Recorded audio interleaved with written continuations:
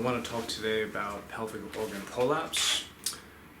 Pelvic organ prolapse is a condition that occurs with women where after they have vaginal births, their insides can fall out.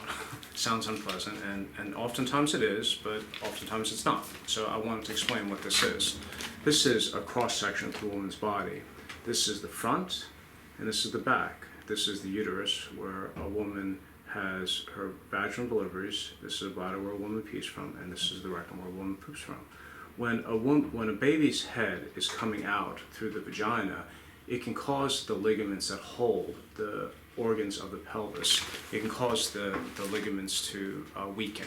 And then as years go by with gravity and with exercise, changes in weight, damage from childbirth, organs can fall out. And the organs that typically will fall out will be the bladder will drop, the uterus will drop, the whole in vagina will drop, the rectum will drop, and then also the intestines, which are not pictured here, will drop.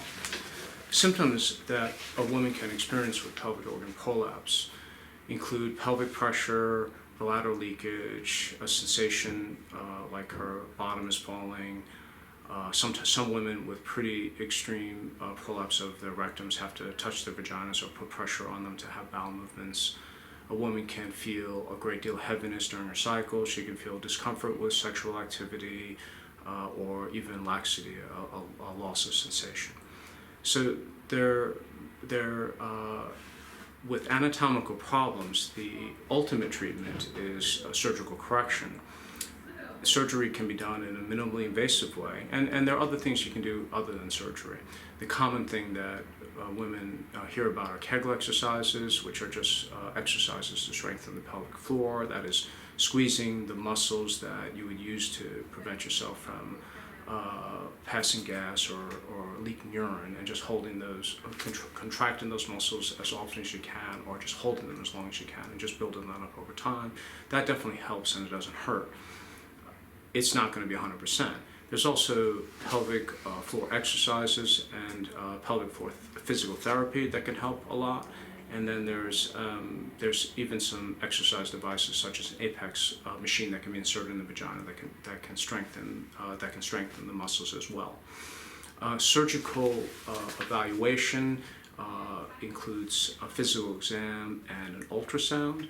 We specialize in minimally invasive surgery to correct the exact problem that's bothering a person, which can include, which sometimes requires hysterectomy, but oftentimes doesn't. Oftentimes we can fix the prolapse, put everything back in place, and get a patient out of the hospital the same day or the next day, and have her back to driving again within a week or two, and back to normal marital activity, sexual activity within 6 to 8 weeks. So if you have symptoms of pressure, a sensation like your bottom is dropping, bladder leakage, problems with bowel movements, heaviness with your cycles, please come in and see us so we can do an evaluation. We can educate you about your options. Thank you.